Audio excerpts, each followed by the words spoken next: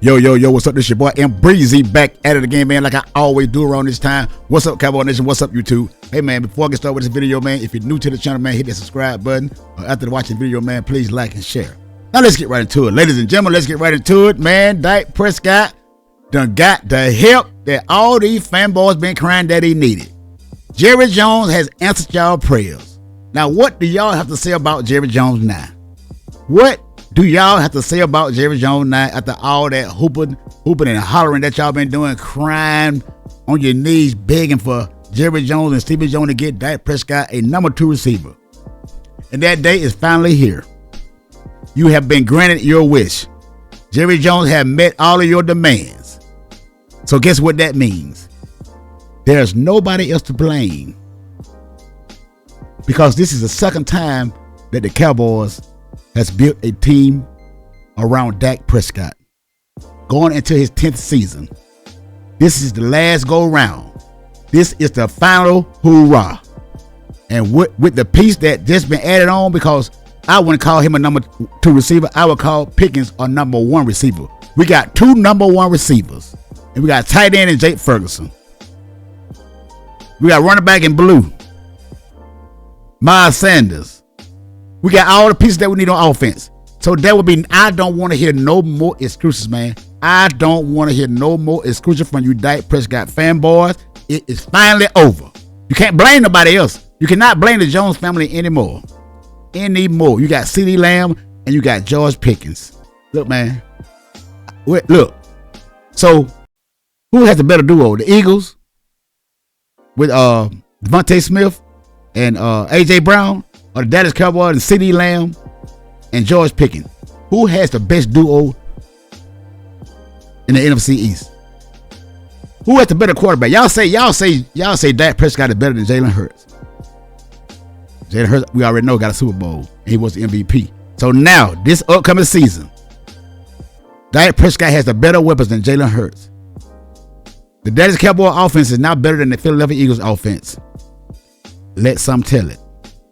As some would say, it's up for debate. But who knows? This time, this year, it's going to have to be put on the field under those bright lights. And we're going to see which quarterback going to outperform which quarterback.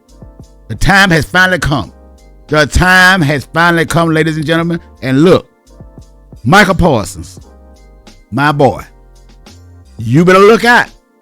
Because, man, they're going to blame you again. If this thing don't work out, they're going to blame you and that defense and the potential to have the best pass rush, 2 pass rush defenders in Dallas Cowboy history.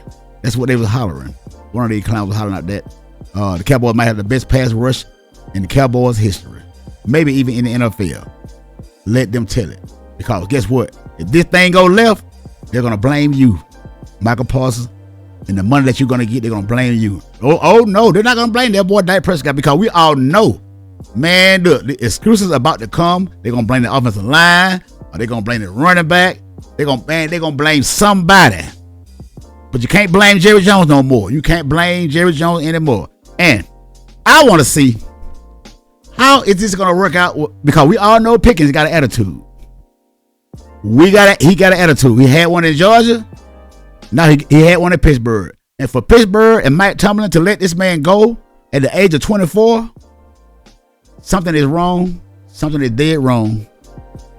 And you got 2 big head receivers, because we all know that the wide receivers are divas in the NFL. And if you think CeeDee Lamb is going to be neglected, you got another thing coming, because we have all seen how that played out during the course of the last 2 seasons between CeeDee Lamb and Dak Prescott. And now George Pickens is coming in. The final year of his contract. The contract year is coming up for this guy. What is Dak Prescott going to do? Because, I've been saying that you have to be a fool to come play for the Cowboys. If you're a wide receiver and in your contract, you're trying to get paid. You came to the wrong team. But Jerry Jones, we all know that the Cowboys, as some would say, like to be cheap. Could this be that Jerry Jones know that this could potential go left, and he can cause problems, and that can make other teams not want him, and he had to sign with the Cowboys for cheap? Because we all know Jerry Jones is in this business for money. And the Cowboys and Stephen Jones, hey, they cheap on paying players. Now, could this be a move by the Cowboys, knowing that this guy's problems on the field that he causes? It's mental. Could this be the Cowboys trying to lowball him next year to get him for cheap? I don't know. I'm just saying because we've all seen how the Cowboys and the Jones family work. But how is this going to be, man? It's going to look when Dak Prescott throwing these balls that are not catchable to George Pickens when he's wide open. You throw the ball over his head, into the ground, out in front of him. How is this guy going to react, man, to those bad passes by Dak Prescott? Because we know that Dak Prescott is known for throwing bad passes because he's an inaccurate quarterback. But, man, look, this is a great move by the Cowboys. They've landed a number one receiver. I wouldn't say number two. Man, this is what if we had a quarterback. If we had a quarterback with this offense right here, man, the sky is the limit for the Dallas Cowboys. Dak Prescott. If you don't get the job done now, man, you're gonna look real bad. The whole media is gonna turn on you. The fanboys, they might turn on you, but guess what? They might won't have a choice because Jerry Jones has delivered. You can't say nothing about Jerry Jones no more. I don't want to hear nothing. A lot of you fanboys and a lot of you clowns owe the Jones family an apology because, hey, when Jerry Jones said he's all in last year, he must have meant this year because this draft class and this move traded Pickens for a third-round pick and, maybe next year a late-round pick, maybe a fifth-round pick. Great move by the Cowboys. Great move by the Cowboys. Great move by the Dallas Cowboys. And I don't want none of you guys crying if this don't work out. Talking about George Pickens, man. We thought he did. We thought he was that, man. He had an attitude problem, man. He this, he that, man. He making that look bad. We don't want to hear that. No problem no more. No more excuses. No more excuses, fanboys. The time has come. The time has come. The Commanders with Jaden Daniels and the Eagles with Jalen Hurts. Now Dak Prescott with the Cowboys.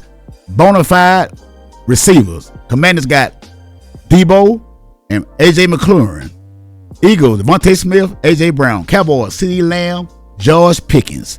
We're going to see who the best team in the NFC East is this year because we know that there are no repeat winners for the NFC East in the past 25 years now. 21 years, I think. The last 21 years, we have not had a repeat offender for the NFC East crown. This year is going to be it's going to be a great year in the NFC East, man. And boy, there's going to be some good games. Even the Giants might sneak in there. Who knows? I don't know. But they quarterback probably, I think that was a bad choice. Shaquille Sanders was out there, man. They should have got him. But hey, a lot of these guys are like George, like Jackson Dart, man. So Paxton Dart. So we're gonna see, man. We're gonna see. But man, I don't want to hear it, man. No more excuses, man. No more excuses. Because Dak Prescott has gotten all the weapons he needs. But we're going to take a listen to what Shady McCOy had to say about this move by the Dallas Cowboys acquiring, George Pickens. So let's listen to what Shady McCOy had to say. Why are you scratching your head, 2-5? Cowboys just made a move, got a receiver, too. We've been talking about Jerry Jones for the last 3 months, and you scratching your head? Yeah, I'm just confused with you guys, man. Because you guys, everyone wants to blame Jerry Jones for everything, right? And now tell you getting some love today. Yes. We got to give him some love. Yes. Got to. Well, first of all, answer the question. It's a great big deal, right? George Pickens is one of the best wide receivers this game has seen, and I think he's phenomenal, right? 50-50 balls, he does all that. Big, capable plays of making big plays all the time. That's him. Okay, enough with that. This ain't the first time Jerry Jones has got the Cowboys, Dak Prescott help. No. Like, what are we talking about here? I remember when the same guy that I used to hate on talk bad about Jerry Jones, I remember him bringing, 2 or 3 years, having the Cowboys one of the best rosters in football. I'm going to go to defense first, then go to offense. On the defensive side of the ball, a couple years ago, they were phenomenal, correct? Correct. Okay. Do I need to go through all them names? No. Stephon Gilmore? Okay. Defense was phenomenal, right? And then on offense, they signed Brandon Cooks as your number 2. When that day happened, everybody was excited, was they not? Was. Everybody was excited. All you fanboys was excited. Don't say you was not excited when the Cowboys signed Brandon Cooks. If you say you wasn't excited, you telling a damn lie. You was, because I seen you. You had Tony Pollard as your number 2 running back with Zeke Elliott. Everyone's like, oh, wow, it's a great move. The offensive line was way better than it is this year, okay? And we talk about Jerry Jones finally giving some help. He's always got help. That's not the issue here. The real issue here is the quarterback. Because all this help he's got, that y'all pound on the back, say how great they are, when they get to the real game and they play well for 16, 17 games, and they get to the playoffs, all the help don't matter. Having a great defense don't matter. Having a great number 2 receiver, George Pickens, don't matter. Because number 4 matters. And when the lights get bright, he does not deliver. No, I don't think they got robbed. I think this is exactly what the Pittsburgh Steelers wanted to do. You don't want to pay him and extend him. Go ahead and get you something for him. You got a 3rd and a 5th round. I don't think they got robbed. And we got to see what he's going to do, because as happy as I am for Jerry Jones, I'm worried for George Pickens playing with Dak Prescott. I am. I'm really. This man, former wide receiver, Super Bowl champion James Jones, said he's worried about George Pickens playing with Dak Prescott, throwing him the football. Man, let's see what this man got to say. Why? And I know the main reason why is because Dak Prescott does not let those 50-50 balls go. That is George Pickens' game. George Pickens is not about to create a bunch of crazy separation. George Pickens is if the dude is right next to me, I am wide open. Dak Prescott has shown us that he will not throw that ball, right? You know that, because if you're not wide open, he's not gonna let that ball go. Dak Prescott cannot throw a receiver open. He does not have anticipation on the throws. If you're not open, Dak Prescott is not gonna throw that football. That's just the way it is, because he don't believe in himself. Dez Bryant, one of the greatest ever to go up and make the 50-50 catches. With Tony Romo, he had 1,300, 1,200, and 1,200. In 2016, when it was Dak Prescott's first year, he had 700. And then the next year with Dak Prescott, he had 800, which means Dak Prescott ain't letting that ball go. Dak Prescott has to let the ball go in 50-50 situations to George Pickens consistently, not every now and then. And that is why I'm worried. I always remember Kurt Warner told me, I play with Torrey Holt and I play with Isaac Bruce. Them dudes' separation was something stupid. Wide open. I went to Arizona, and I had 2 dudes named Larry Fitzgerald and Anquan Bolden.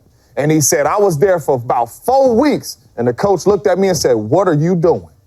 And he said, what you mean?